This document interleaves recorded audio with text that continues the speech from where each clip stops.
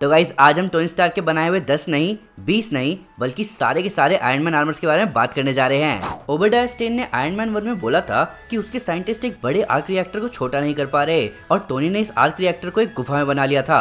हालांकि टोनी अपने गेम में इतना आगे निकल चुका था कि उसने तो उस आर्क रिएक्टर को हाथ पे फिट होने लायक बना लिया। तो मुझे पता है कि मैं पहले ही आयरन मैन के टॉप 10 आर्मर्स पर 2 वीडियोस बना चुका हूँ, पर उन वीडियोस के सारे आर्मर्स को कंबाइन करने के बाद भी टोनी के बनाए हुए आधे आर्मर भी कवर नहीं होंगे। टोनी स्टार्क की अगर कोई हॉबी थी तो वो थी जबरदस्त चीजें बनाना, और मेरी हॉबी है वीडियोस बनाना।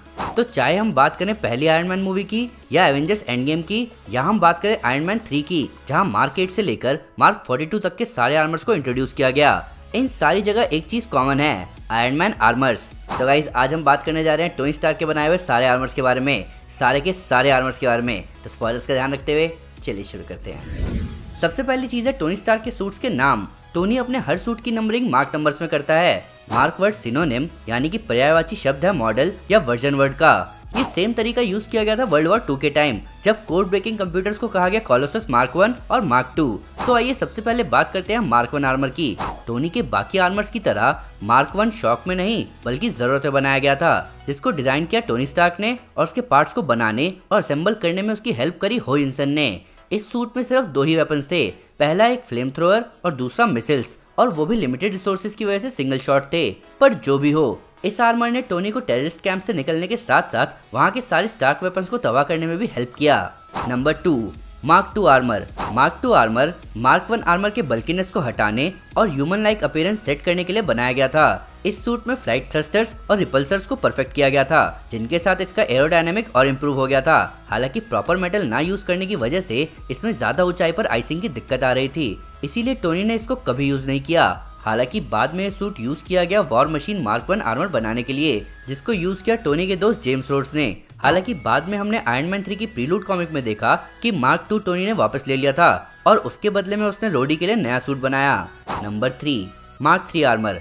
पिछले आर्मर में आइसिंग की दिक्कत को सॉल्व करने के लिए टोनी ने मार्क 3 सूट बनाया, जिसमें एडवांस्ड ऑनबोर्ड वेपन सिस्टम भी थे, वो भी classic red and gold colour scheme के साथ। फिर टोनी ने इस सूट को यूज किया हो इंसन के गांव गुलमीरा को टेररिस्ट से आजाद करवाने के लिए, प्लस उसने अपने पाम रिपल्सर से वहां के सारे हथियार तबाह कर दिए। हालांकि ये चीज देखने लायक थी कि कैसे ये सूट एक टैंक शेल को भी झेल गया। जिसके बाद टोनी ने इसी सूट के साथ ओबेडाया स्टेन के आयरन मॉन्गर से लड़ाई भी करी। हालांकि इस लड़ाई के बाद मार्क 3 को बैटल डैमेज लेवल कर दिया गया, जिसके बाद टोनी ने इस सूट को कभी यूज नहीं किया। Number 4, mark 4 armour. Tony Stark का चौथा आयरन मैन सूट बनाया गया था मार्क 3 के डैमेज होने के बाद। ये सूट टोनी ने पहना था स्टार्क एक्सपो की ओपनिंग सेरेमनी में, जिसके बाद ये सूट हमें दिखा उसकी बर्थडे पार्टी में, जहां टोनी स्टार्क नशे में था और तभी उसके बिहेवियर की वजह से रोडी मार्क 2 सूट में उसके सामने आता है और उससे लड़ता है। जिसके अगले दिन टोनी इसी सूट में निक फ्यूरी को मिलता है रैंडीज डोनट में, लिटरली डोनट में। Number 5, mark 5 armour. Basically mark 7 से पहले टोनी के सारे आर्मर हर जगह कैरी नहीं करे जा सकते थे, और इसीलिए टोनी ने मार्क 5 सूट बनाया ताकि अगर कहीं इमरजेंसी हो तो वो तुरंत सूट अप करके उस इमरजेंसी से निपट ले। और यही होता है मोनाको में, जहां जब विप्लैश टोनी को मारने आता है तब हैप्पी और पेपर उसके पास मार्क 5 फुटबॉल सूट लेकर आते हैं, जिसको पहनने के बाद टोनी विप्लैश की बैंड बजाता है। तो ये सूट उस मोमेंट पर हमने पहली और आखिरी बार देखा था। Number 6, mark 6 armour. जब टोनी स्टार्क ने खुद को पैलेडियम पॉइजनिंग से दूर रखने के लिए एक नया और बेहतर आर्क रिएक्टर बनाया, तब उसने मार्क 6 सूट में इस आर्क रिएक्टर को सेट किया। ये अकेला क्लासिक आयरन मैन आर्मर था जिसका चेस्ट पीस ट्रायंगुलर शेप का था। इस आर्मर को टोनी ने यूज किया बैटल ऑफ स्टार्क एक्सपो में, प्लस इसी सूट की मदद से टोनी ने स्टार्क टावर बनाया, और यही वो आर्मर था जिससे टोनी ने लोकी को रोका और थॉर से टक्कर ली। हालांकि इस सूट की बुरी हालत तब हो गई जब शील्ड हेलिकैरियर पर अटैक हुआ, जहां टरबाइन को रिपेयर करते हुए मार्क 6 डैमेज हो गया। Number 7, mark 7 armour. Tony Stark का 7वां आयरन मैन आर्मर पहला सूट है जिसे अपने आप डिप्लॉय होने के लिए बनाया गया है। ये आर्मर अपने डेवलपमेंट फेज में था जब टोनी ने जार्विस को इसको तुरंत तैयार करने को कहा, और इसीलिए ये मेरे फेवरेट आर्मर्स में से एक है, जो कि अपने डेवलपमेंट फेज में होते हुए भी बैटल ऑफ न्यूयॉर्क में टोनी के बहुत काम आया, जहां इसके बाद भी ये टोनी का डिफॉल्ट आर्मर बन के रहा। प्लस हमने आखिरी बार इसका हेलमेट देखा था आयरन मैन 3 में, जहां पेपर इसी की मदद से टोनी का मैसेज सुन पाती है। मार्क 1 से लेकर मार्क 7 तक के टोनी के सारे armour hall of classic armour में रखे गए थे, पर मैंडरिन के स्टार्क मैंशन पर अटैक करने की वजह से ये सारे सूट सेल्फ डिस्ट्रक्ट हो गए ताकि ये गलत हाथों में ना आ सके। अब मार्क 8 से लेकर मार्क 41 तक के सारे आर्मर टोनी के वो आर्मर है जो कि टोनी ने आयरन लीजन के लिए जल्दी जल्दी डेवलप किए थे, और ये सारे armours plus mark 42 clean slate protocol में तबाह हो गए थे। ये आर्मर्स थे मार्क 8 आर्मर, मार्क 9 आर्मर जिसे यूज करके पेपर ने किलियन को मारा था, mark 10 armour, mark 11 armour, mark 12 armour, mark 13 armour, mark 14 armour, mark 15 यानी कि स्नीकी, मार्क 16 यानी कि नाइट क्लब जिससे टोनी किलियन से लड़ा था, mark 17 heart breaker, mark 18 Casanova, mark 19 tiger, mark 20 Python, mark 21 Midas, mark 22 hot rod, mark 23 shades, mark 24 tank, mark 25 थंपर जिसके हाथों में जैक हैमर लगा हुआ था, mark 26 gamma, mark 27 disco, mark 28 की फोटो नहीं है पर हमें पता है कि इसका नाम टोनी ने रखा था Jack, mark 29 Fiddler, mark 30 Blue Steel, mark 31 Piston, mark 32 Romeo, mark 33 Silver Centurion जिससे टोनी पेपर को बचाने गया था, mark 34 Southpaw, mark 35 Red Snapper, mark 36 Peacekeeper, mark 37 Hammerhead, mark 38 Igor, इसे कोई कैसे भूल सकता है, mark 39 Gemini, mark 40 Shotgun, mark 41 Bones. और इन सब के बाद आता है प्रोडिगल सन मार्क 42। टोनी स्टार्क का 42nd आर्मर बनाया गया था अपने आप डिप्लॉय और असेंबल होने के लिए, जहां इस सूट के हर सेक्शन में एक इंडिपेंडेंट प्रोपल्शन सिस्टम लगाया हुआ था। हालांकि मार्क 7 की तरह ये सूट भी कभी फाइनलाइज नहीं हो पाया और आयरन मैन 3 में टोनी इसे इसके टेस्टिंग फेज में ही यूज करता रहा, इसीलिए इसमें कुछ प्रॉब्लम्स आती ही रही, पर तब भी ये सूट टोनी को मैंशन अटैक से बचा पाया। इस सूट की मदद से ही टोनी ने पूरे एयरफोर्स 1 के क्रू को बचाया और लास्ट में इसी की मदद से किलियन को भी रोका। Number 43 mark 43 armour. Tony Stark का मार्क 43 आर्मर हमें दिखा एज ऑफ अल्ट्रॉन की शुरुआत में, जहां टोनी इसकी मदद से ही हाइड्रा रिसर्च फैसिलिटी में घुसता है। इसी सूट के साथ टोनी अल्ट्रॉन से लड़ा सैल्वेज यार्ड में, प्लस इसी सूट के ऊपर टोनी ने हल्क बस्टर आर्मर डाला था और हल्क से लड़ा था, जिसके बाद ये सूट इतना डैमेज हो चुका था कि अंत में टोनी को इसे रखकर मार्क 45 आर्मर यूज करना पड़ा।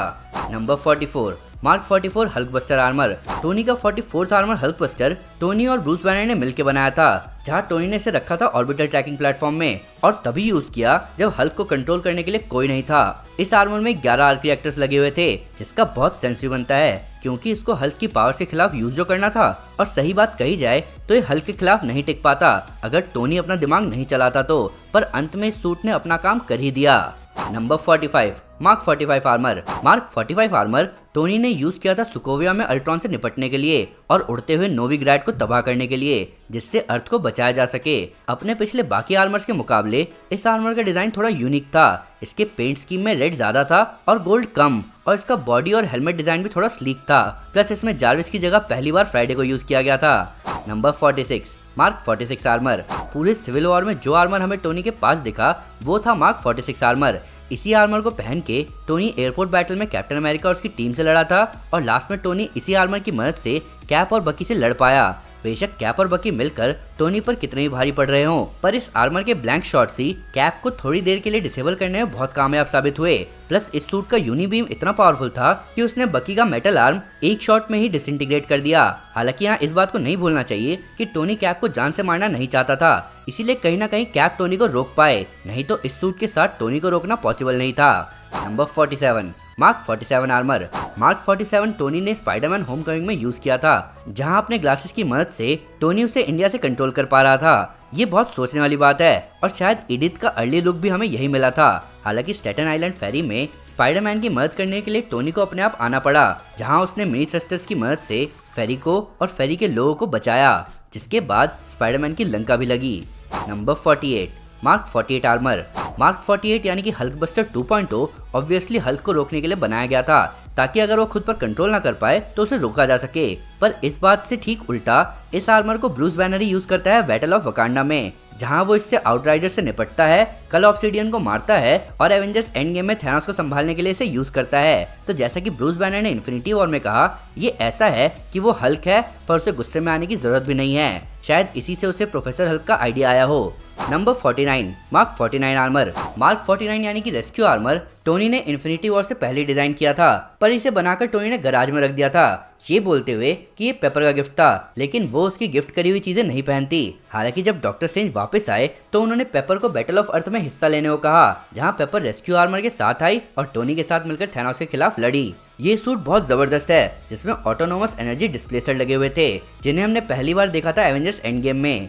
Number 50 mark 50 armour. Tony Stark का बनाया हुआ मार्क 50 आर्मर उसके बनाए हुए पिछले सारे आर्मर से सबसे ज्यादा एडवांस था, और सबसे ज्यादा एडवांस का मतलब है नैनो पार्टिकल्स। वैसे बड़े सियाने कह गए हैं कि matter can neither be created not destroyed, पर टोनी का ये सूट एक छोटे से नैनो पार्टिकल हाउसिंग यूनिट से टोनी की पूरी बॉडी पर आर्मर फॉर्म कर देता है। साइंस, ये सूट लिटरली बहुत जबरदस्त सूट था, जहां इसमें मिली वेपन्स थे, बैकअप टूल्स थे और यहाँ तक कि जबरदस्त थ्रस्टर्स भी लगे हुए थे। ये वो सूट था जिसे देखकर हम फैंस समझ गए थे कि टोनी कुछ भी कर सकता है। Number 51 mark 85 armour. तो आप सोचेंगे कि आपने टोनी के कई सारे सूटअप्स देखे होंगे, पर आपको मार्क 50 का सूटअप उतना जबरदस्त क्यों नहीं लगा? तो इसका आंसर उसके हेलमेट में है। टोनी का सूटअप कितना भी एडवांस्ड हो, पर हमें उसके हेलमेट में ये इफेक्ट देखने की आदत थी, और मार्क 85 में यही दिखाया गया। इस सूट के बनने से पहले 34 सूट्स और बनाए गए थे, जिनके बारे में शायद हमें फ्यूचर में पता चले, पर ये सूट जबरदस्त था, जिसमें लाइटनिंग रिफोकसर और एनर्जी शील्ड जैसे जबरदस्त अपग्रेड किए गए थे। प्लस इसके फॉरेन ऑब्जेक्ट इंटीग्रेशन की मदद से ही ये थोड़ी देर तक इन्फिनिटी स्टोन्स को होल्ड कर पाया था।